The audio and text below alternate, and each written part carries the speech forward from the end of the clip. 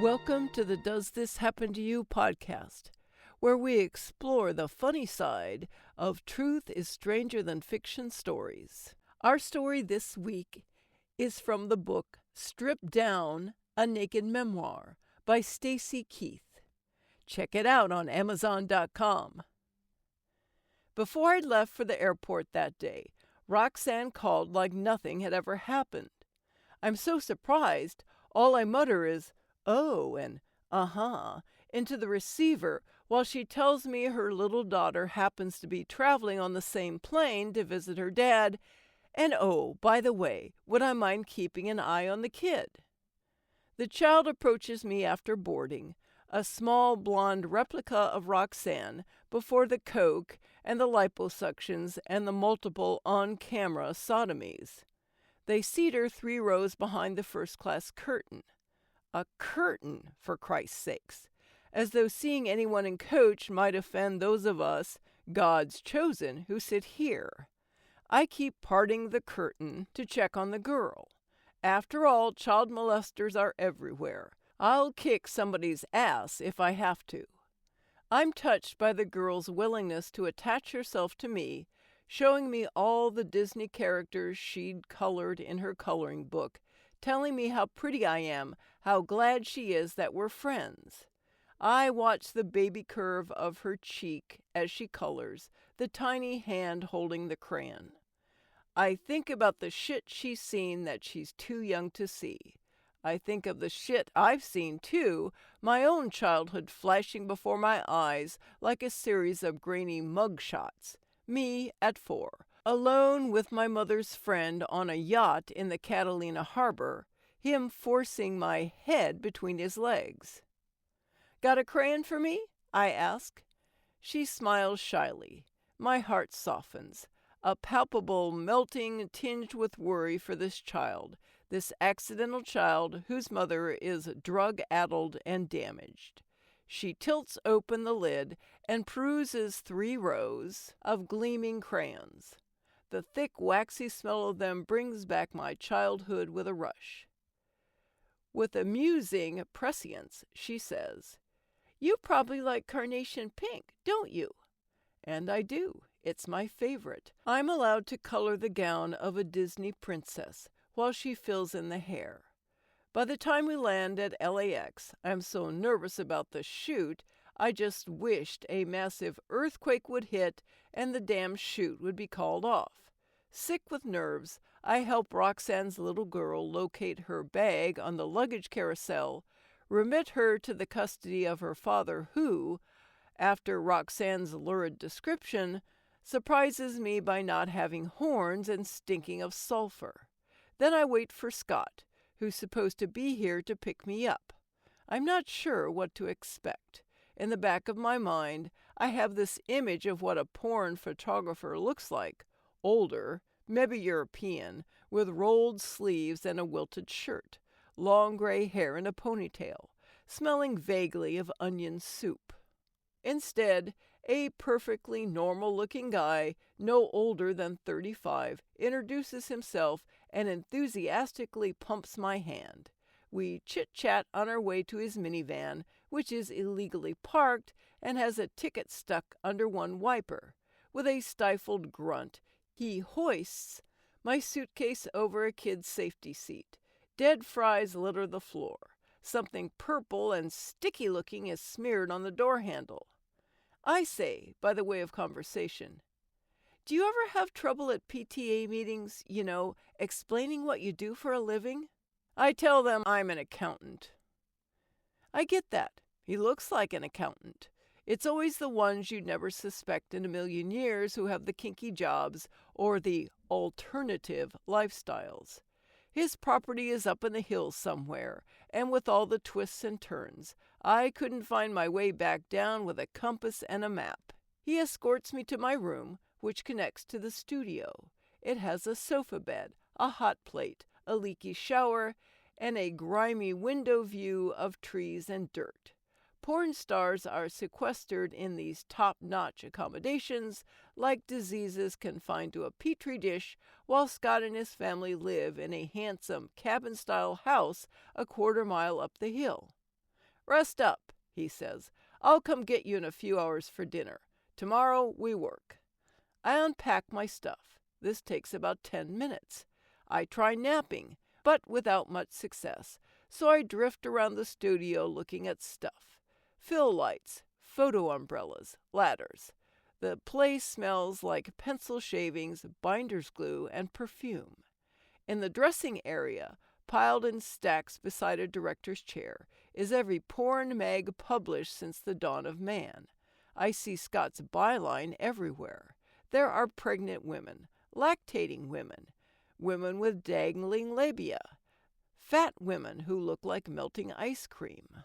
Hundreds of issues of Busty Beauties, a hustler publication featuring freak-titted women who make me look as though I got genetically cheated, women with names like Chesty and Lulu and Mounds.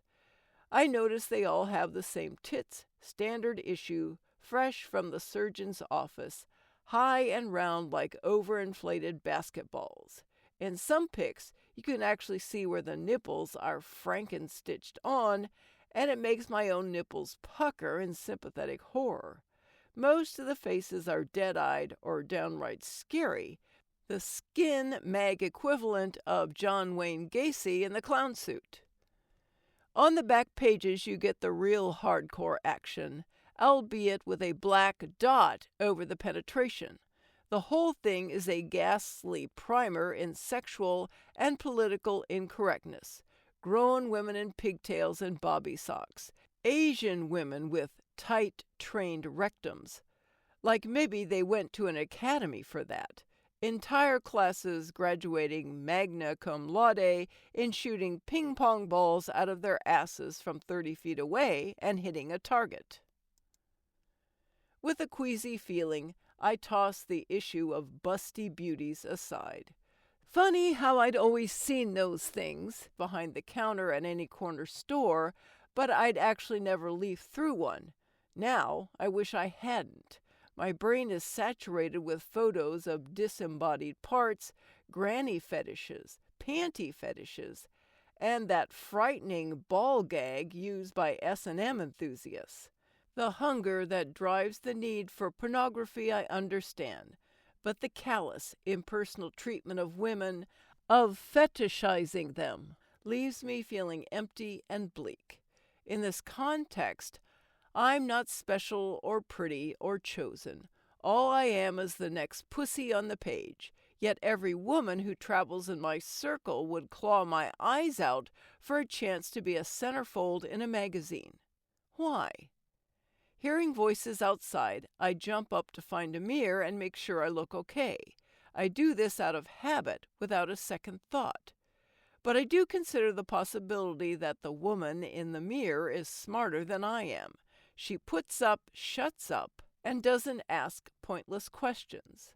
The real me is the idiot who keeps attaching meaning to things that clearly don't have any. I'm so hungry I could kill and eat a small deer.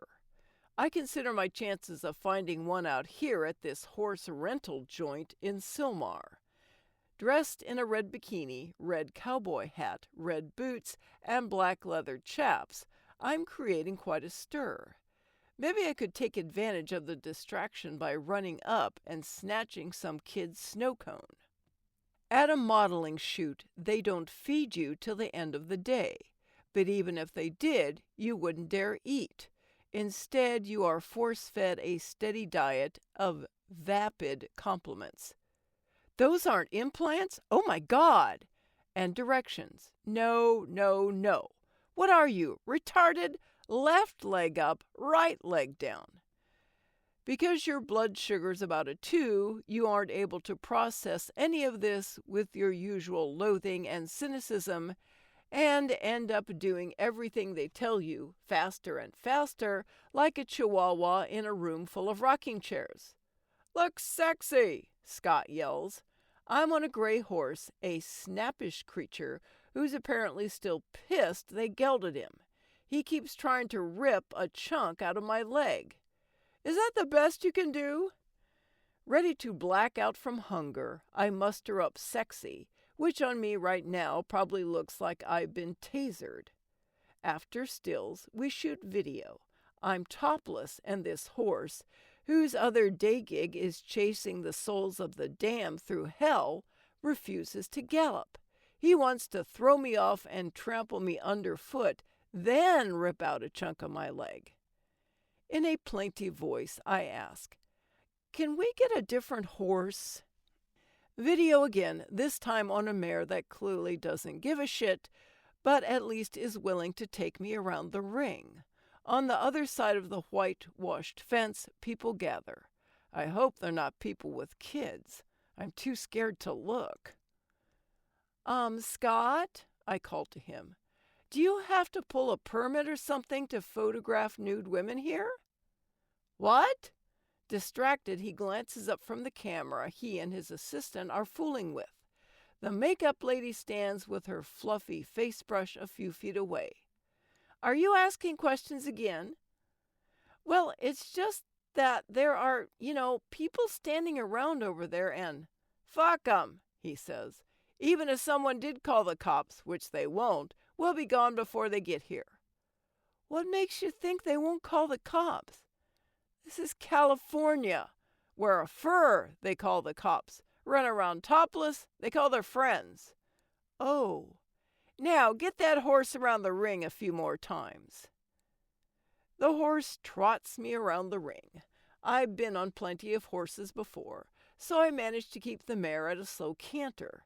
But even then, my boobs are pounding against my rib cage so hard, it sounds like a pizza maker slapping dough. Smile, he yells. I smile. He tells me to go faster.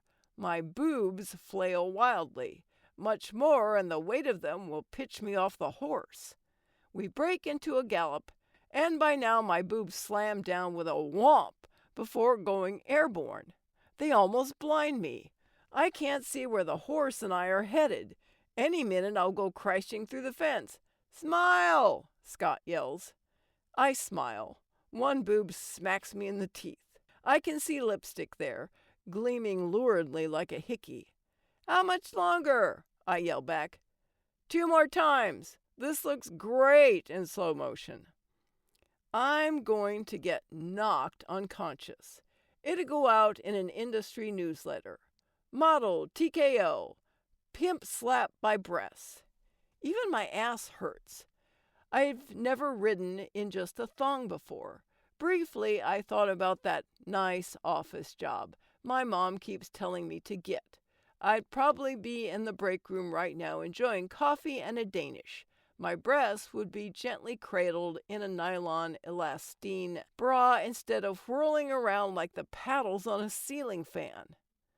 Finally, he gives me the cue to stop. I slump forward, clutching my breasts and groaning. The makeup lady hustles over the churned up dirt to get to me. Don't smear your makeup, honey, she calls out, stumbling a little. Try not to touch your face. I won't be able to touch a thing once I throw an aneurysm. Sure enough, just as we've packed up and pulled out of the parking lot, here come the cops. It occurs to me that I'm seeing an awful lot of them lately. This engenders mixed feelings. On the one hand, I have a healthy fear of the police. On the other hand, I dated a deputy sheriff who used to cuff me in the back seat of his cruiser and go down on me while in uniform. The combination of lust and fear was visceral then and has never really left. Next stop, someone's yard. I have no idea where we are. Scott appears to know the owner, a fat guy in a bathrobe who peers at me through the kitchen window. It isn't noon, and he's got a highball to go with his comb-over. He also doesn't have the bathrobe belted too tight. I hate to think what I'd see if he stepped outside. The wardrobe and makeup ladies are a little freaked out by him, too. They huddle together, whispering. But his yard is lovely, which is strange, given his pervy, bathrobed, alcoholic persona. A deep grotto with a waterfall dominates the north side. There are sweet-smelling orange trees and a plum tree that's heavy with ripening fruit. The garden is tranquil, with water music and the melody of small birds. beautiful in a way that is unique to California.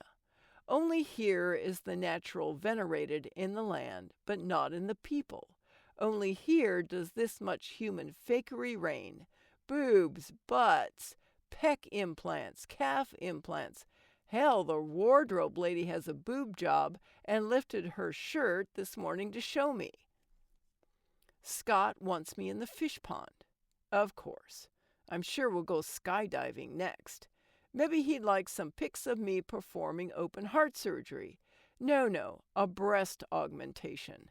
That way he can get 2 more tits in the picture. After that, clogging.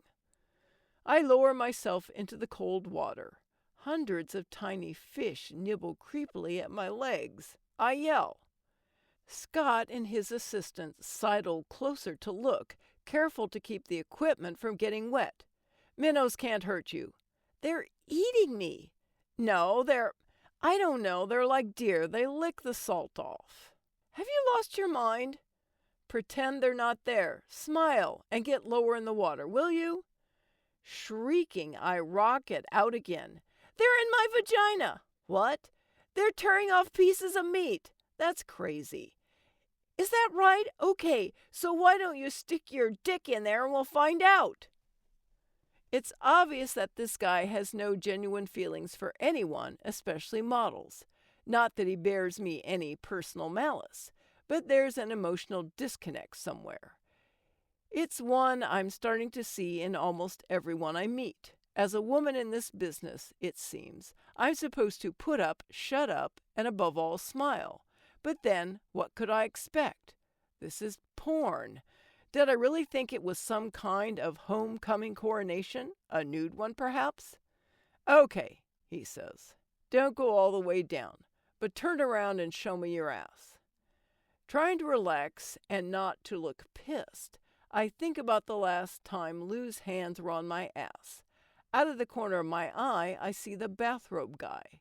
He's moved to a bedroom window that, owing to its location behind a chimney, is visible only to me.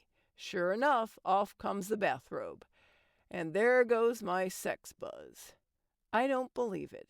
He wants me to look at him. The guy's an exhibitionist. An exhibitionist staring at a chick who's standing naked in his fish pond. Thanks for listening. I'm Kris Keppeler, and I hope you enjoyed listening to these stories as much as I enjoyed narrating them. I'd love for more people to hear these wonderful stories, so please share and tell your friends.